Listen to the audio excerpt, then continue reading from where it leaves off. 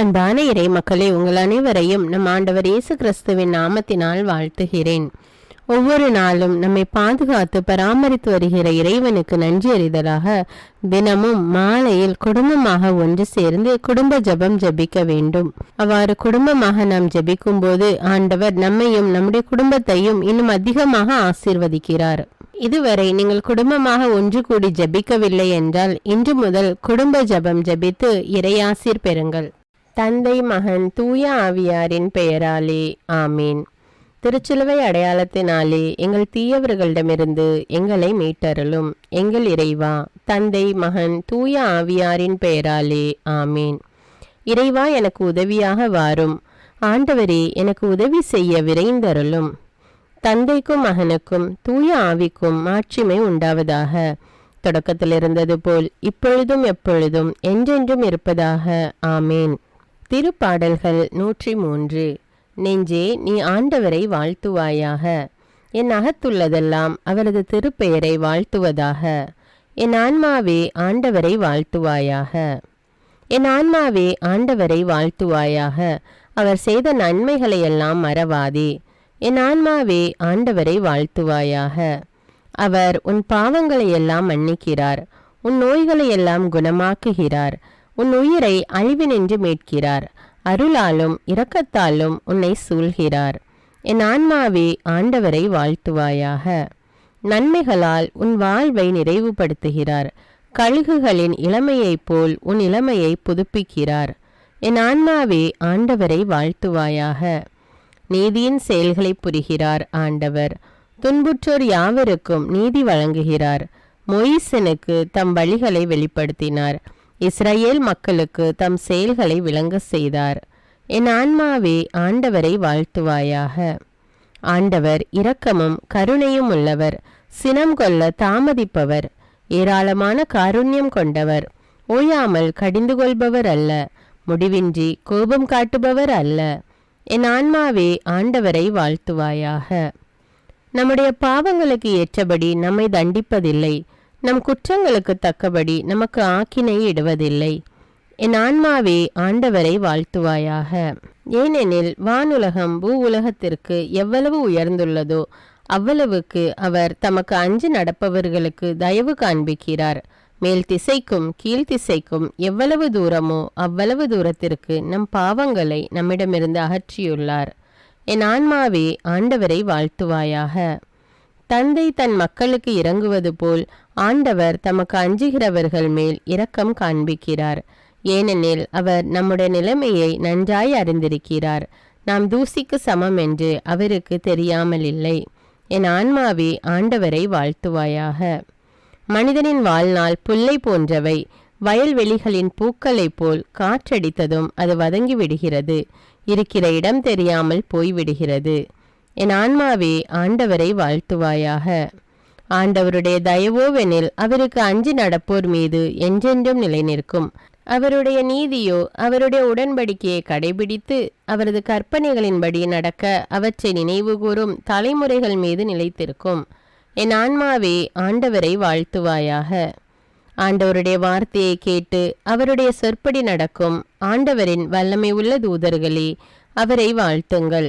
ஆண்டவருடைய திருவுளப்படி நடக்கும் அவருடைய ஊழியர்களே, அவருடைய சேனைகளே, அவரை வாழ்த்துங்கள். என் ஆன்மாவே ஆண்டவரை வாழ்த்துவாயாக.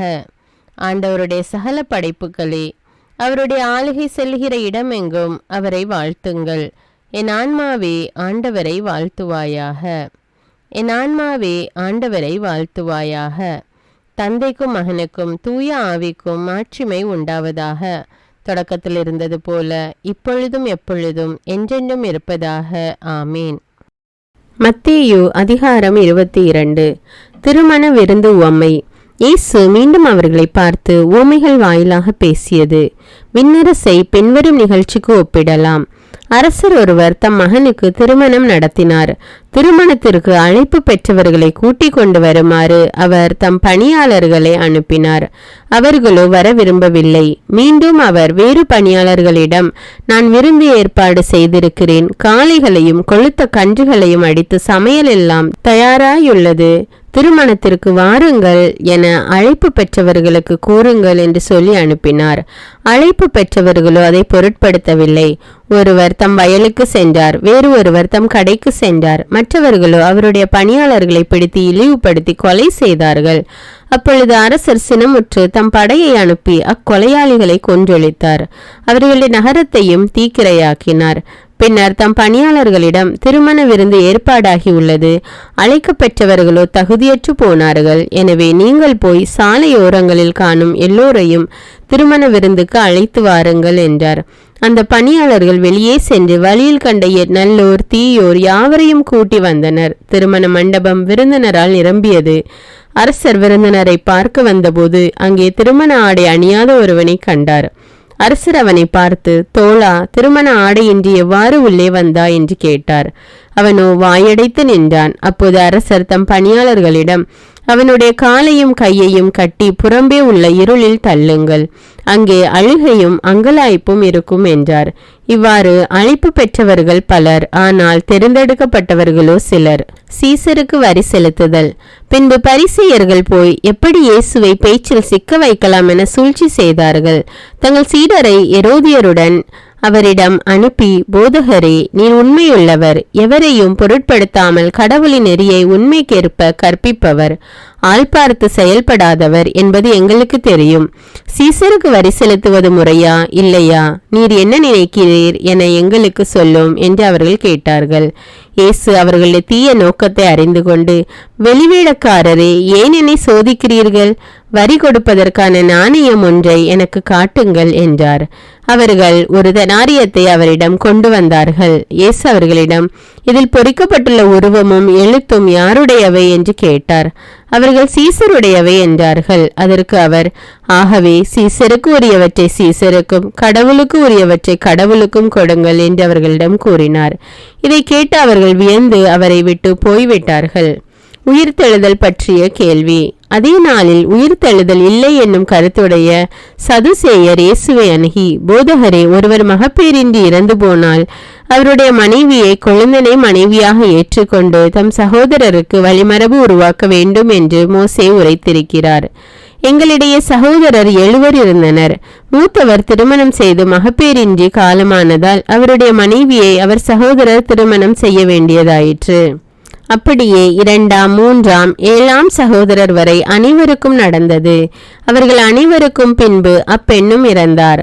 அப்படியானால் உயிர்த்தெழும்போது அவர் அந்த 7 யாருக்கு மனைவியாயிருப்பார்? அவர்கள் யாவரும் அவரை மனைவியாக கொண்டிருந்தனரே என்று கேட்டனர். இயேசு மறுமொழியாக, உங்களுக்கு மறைநூலும் தெரியாது, கடவுளின் வல்லமையும் தெரியாது. எனவேதான் தவறான கருத்தை கொண்டிருக்கிறீர்கள். ஏனெனில் உயிர்த்தெழுந்தவர்களுள் யாரும் திருமணம் செய்து கொள்வதில்லை. அவர்கள் விண்ணக தூதரை போல் இருப்பார்கள். இறந்தோர் உயிர்த்தெழுதலை பற்றி கடவுள் உங்களுக்கு உரைத்துள்ளதை நீங்கள் வாசித்ததில்லையா? அப்ரஹாமின் கடவுள், ஈசாக்கின் கடவுள், யாக்கோபின் கடவுள் நானே என்று அவர் கூறியிருக்கிறார். அவர் இறந்தோரின் கடவுள் அல்ல, மாறாக வாழ்வோரின் கடவுள் என்று கூறினார். அவருடைய போதனையை கேட்ட கூட்டத்தினர் வியப்பில் ஆழ்ந்து போயினர். முதன்மையான கட்டளை. இயேசு சதுசேயரை வாயடைக்க செய்தார் என்பதை கேள்விப்பட்ட பரிசேயர் ஒன்று கூடி அவரிடம் வந்தனர்.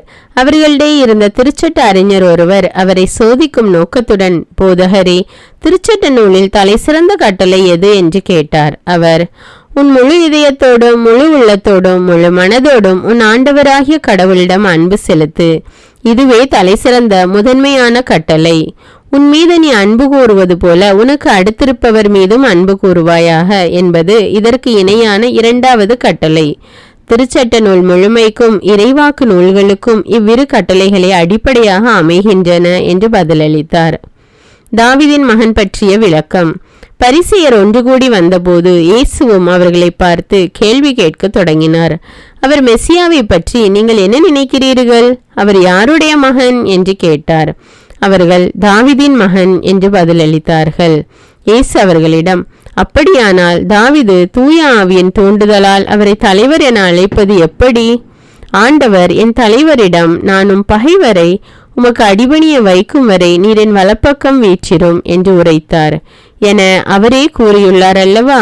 எனவே தாவீது அவரை தலைவர் என அழைப்பதால் அவர் அவருக்கே மகனாயிருப்பது எப்படி என்று கேட்டார். அதற்கு எவரும் ஒரு வார்த்தை கூட மறுமொழியாக கூறவில்லை.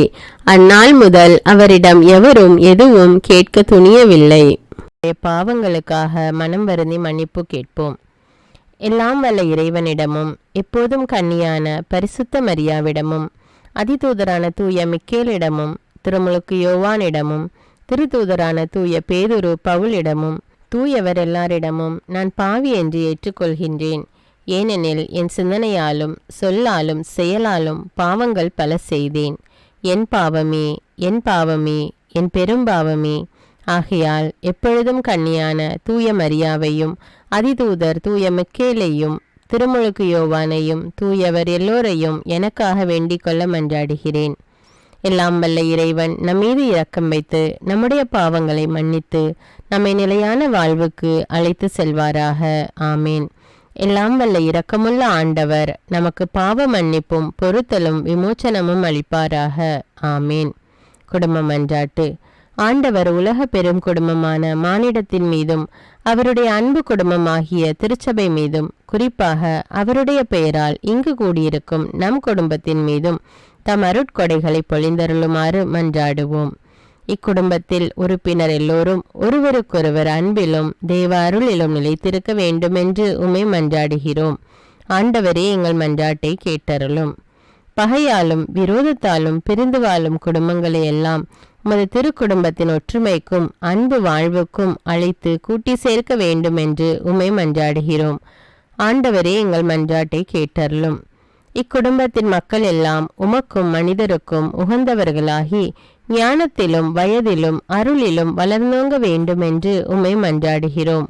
ஆண்டவரே, எங்கள் மன்றாட்டை கேட்டருளும். இக்குடும்பத்தின் வியாதி துன்ப வருத்தங்களில் நீரே துணையாக நின்று உமது வலக்கரத்தால் பசாசின் சக்திகளை விரட்டியோட்டி தயை புரியுமாறு உம்மை மன்றாடுகிறோம். ஆண்டவரே, எங்கள் மன்றாட்டை கேட்டருளும். தரித்திரம், வியாதி, சாவு, கவலை இவற்றால் துன்புறும் குடும்பங்கள் எல்லாம் உமது அளவற்ற அன்பிலும் பராமரிப்பிலும் நம்பிக்கை கொள்ளுமாறு உதவி புரிய உம்மை மன்றாடுகிறோம். ஆண்டவரே, எங்கள் மன்றாட்டை கேட்டருளும். இங்கு இப்பொழுது பிரசன்னமாயிராத இக்குடும்பத்தை சார்ந்த உறுப்பினர் எல்லோரையும் சகல ஆன்ம சரீர ஆபத்துகளிலிருந்து காப்பாற்றி உமது அன்பிலும் அருளிலும் வைத்து காத்தருளுமாறு உம்மை மன்றாடுகிறோம். ஆண்டவரே, எங்கள் மன்றாட்டை கேட்டருளும்.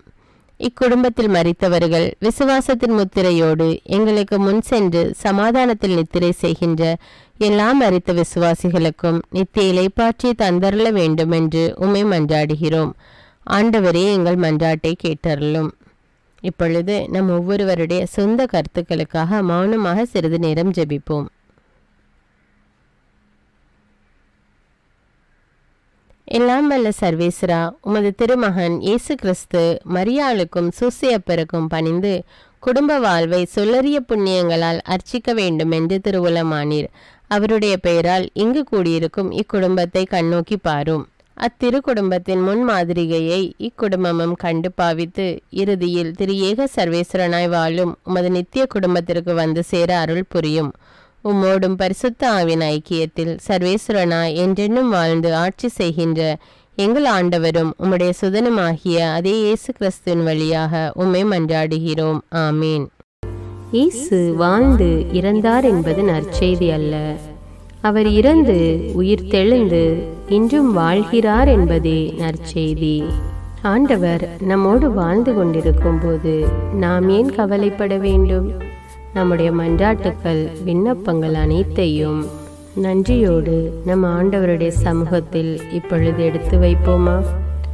பரலோகத்தில் இருக்கின்ற எங்கள் பிதாவே, விண்ணையும் மண்ணையும் படைத்தவரே, இக்காலத்துக்கும் அரசராயிருக்கின்ற ஒரே கடவுளே, மிகுந்த இரக்கமுடைய இறைவா, படைகளின் ஆண்டவரே, எங்கள் பாவங்களை மன்னிக்கும் தெய்வமே, எங்களுக்கு சமாதானத்தை அருள்பவரே, வெற்றியை கொடுக்கும் தேவனே, எங்களை குணமாக்கும் தந்தையே, எங்களை காண்கிறவரே, வழி நடத்துபவரே, ஆறுதலின் தெய்வமே, தம் ஒரே மகன் மீது நம்பிக்கை கொள்ளும் எவரும் அழியாமல் நிலை வாழ்வு பெறும் பொருட்டு அந்த மகனையே அளிக்கும் அளவுக்கு உலகின் மேல் அன்பு கூர்ந்தவரே, தம்மை நோக்கி மன்றாடும் யாவருக்கும், உண்மையாய் தம்மை நோக்கி மன்றாடும் யாவருக்கும் அருகில் இருக்கும் ஆண்டவரே, உம்மை ஆராதிக்கிறோம்,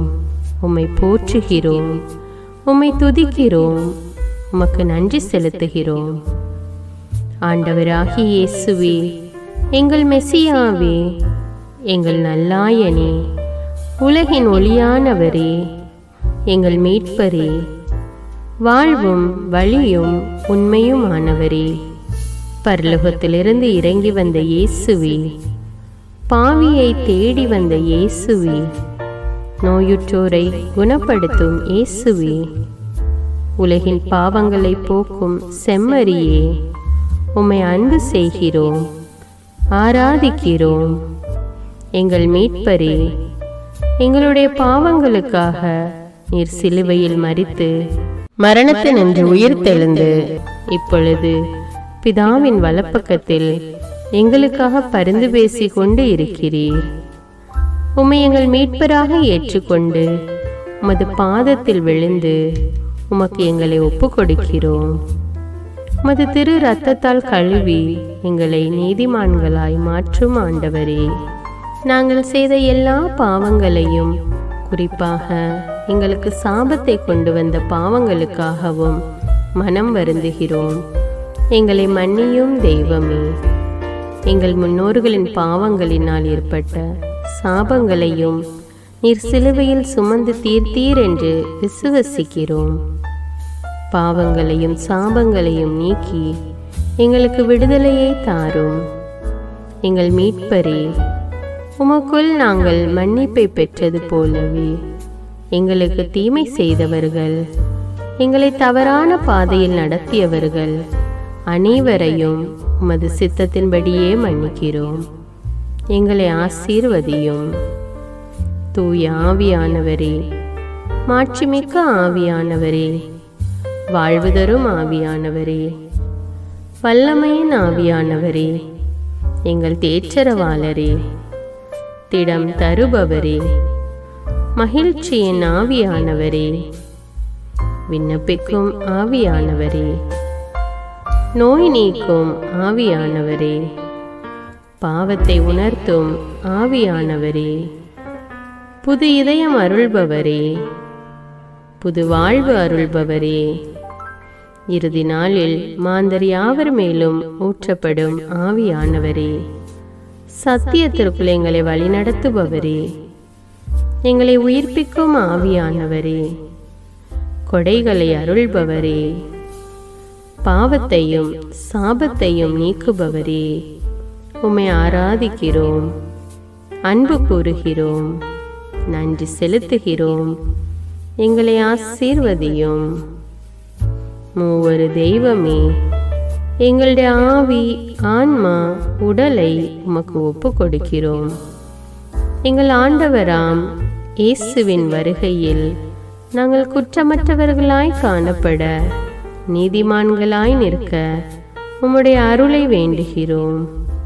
தூய்மையின்றி எவரும் கடவுளை காண முடியாது என்ற உண்மையை நாங்கள் அறிந்திருப்பதால் தூய்மை எங்கள் சிந்தனைகளை ஆட்கொள்ள வேண்டுமாய் உம்மிடம் தாழ்ந்து பணிந்து மன்றாடுகிறோம்.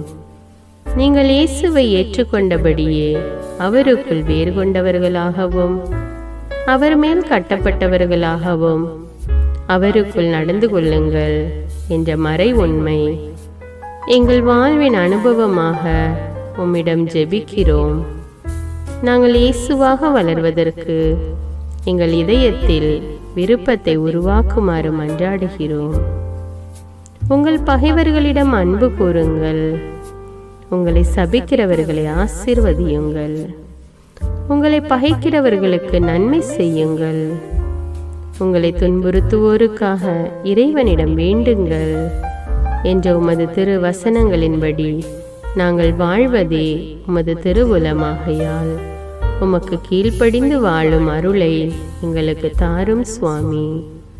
தீமையை நன்மையால் வெல்லுங்கள் என்ற இறைவார்த்தையின்படியே தீமைக்கு பதில் நன்மை செய்யும் திவ்ய சுபாவத்தை எங்களுக்கு தாரும். என் பொருட்டு மக்கள் உங்களை இகழ்ந்து துன்புறுத்தி உங்களை பற்றி இல்லாதவை பொல்லாதவை எல்லாம் சொல்லும்போது நீங்கள் பேறு பெற்றவர்களே, மகிழ்ந்து பேறு வகை கொள்ளுங்கள். ஏனெனில் விண்ணுலகில் உங்களுக்கு கிடைக்கும் கைமாறு மிகுதியாகும் என்ற உமது போதனையின்படியே எங்களுடைய இறை வாழ்வில் மற்றவர்கள் எங்களை புறக்கணிக்கும் போதும் நிந்தைக்குள்ளாக்கும் போதும் தீயதை பேசும்போதும் நாங்கள் அமைதி காத்து உமது பாடுகளை தியானித்து மிக சிறிய பாடுகளும் எங்களை இயேசுவை போல மாற இயேசுவுக்கு சாட்சி பகர உதவும் என்றுணர்ந்து அதுபோன்ற சூழ்நிலைகளில் உமக்கு நன்றி கூறுவதே உயர்வானது என்று நாங்கள் உணர செய்தருளும். இயேசுவே, கடவுள் வடிவில் விளங்கிய நீர் உம்மையே வெறுமையாக்கி அடிமையின் வடிவை ஏற்று மனிதருக்கு ஒப்பானீர். மனித உருவில் தோன்றி சாவை ஏற்கும் அளவுக்கு, அதுவும் சிலுவை சாவையே ஏற்கும் அளவுக்கு கீழ்ப்படிந்து உம்மையே தாழ்த்தி கொண்டீர். உன்னதங்களில் வாழும் நீர் எங்களுடைய மீட்புக்காக உம்மையே தாழ்த்தி பூவுலகத்திற்கு வந்ததை நாங்கள் உணர செய்தருளும். உமது தாழ்மையையும் தூய்மையையும் நாங்கள் அணிந்து கொள்ள எங்களுக்கு அருள் தாரும். மற்றவர்கள் உயர்விலும் மேன்மையிலும் நாங்கள் மகிழ்வடையும் மனதை எங்களுக்கு தாரும். பிதாவின் திருவுளத்தை நிறைவேற்றுவதே என் உணவு என்றுரைத்த இயேசுவே, பெருமையையும் சுயநீதியையும் எங்களிடமிருந்து நீக்கி தேவ நீதியை எங்களுக்குள் வைத்தருளும். மற்றவர்கள் எங்களுக்கு என்ன செய்ய வேண்டும் என்று நாங்கள் விரும்புகிறோமோ அதையே அவர்களுக்கு செய்ய வேண்டும் என்ற உமது போதனைக்கேற்ப மற்றவர்களுக்கு நன்மை செய்யவும் உதவவும் கொடுக்கவும் எங்களுக்கு உதவியருளும். எங்கள் ஆண்டவரே, நாங்கள் மீட்பின் அனுபவத்தோடு என்றும் வாழ, பாவ மன்னிப்பின் நிச்சயத்தை தொடர்ந்து அனுபவிக்க, பகைவர்களையும் அன்பு செய்ய, வேதனையுறும் உள்ளங்களுக்கு மகிழ்ச்சியை அளிக்க, எதிர்பார்த்த ஒன்று நடவாத போதும் அமைதியுடன் வாழ, காரியங்கள் போதுமான அளவு நடைபெறாத போதும் பொறுமையுடன் வாழ வேண்டும் என்றே நிந்தைக்குள்ளாக்குபவர்களிடமும் கனிவு காட்ட, புறக்கணிப்பவர்களுக்கும் நன்மை செய்ய, நண்பர்கள் உண்மையற்றவர்களாக மாறும்போதும் நாங்கள் உண்மையுடன் இருக்க, கடுமையான சோதனைகளிலும் தன்னடக்கத்துடன் வாழ, தூய கோலத்துடன் உம்மை வழிபட, விசுவாசத்திலிருந்து மகா விசுவாசமான வாழ்விற்கு கடந்து செல்ல, ஜப வீரர்களாய் வாழ, இயேசுவின் சீடர்களாய் வாழ, இயேசுவுக்கு சாட்சி பகர மன்றாடுகிறோம். எங்கள் விண்ணப்பங்களை ஏற்று ஆசீர்வதியும். எதை பற்றியும் கவலைப்பட வேண்டாம். ஆனால் நன்றியோடு கூடிய இறைவேண்டல், மன்றாட்டு ஆகிய அனைத்தின் வழியாகவும் கடவுளிடம் உங்கள் விண்ணப்பங்களை தெரிவியுங்கள். அப்பொழுது அறிவெல்லாம் கடந்த இறை அமைதி கிறிஸ்து இயேசுவோடு இணைந்துள்ள உங்கள் உள்ளத்தையும் மனத்தையும் பாதுகாக்கும் என்ற உமது கட்டளையின்படியே எங்கள் விண்ணப்பங்களை உமது பாதத்தில் சமர்ப்பிக்கிறோம். குறிப்பாக இப்பொழுது உங்களுடைய விண்ணப்பங்கள் என்னவென்று மௌனமாக கூறுங்கள்.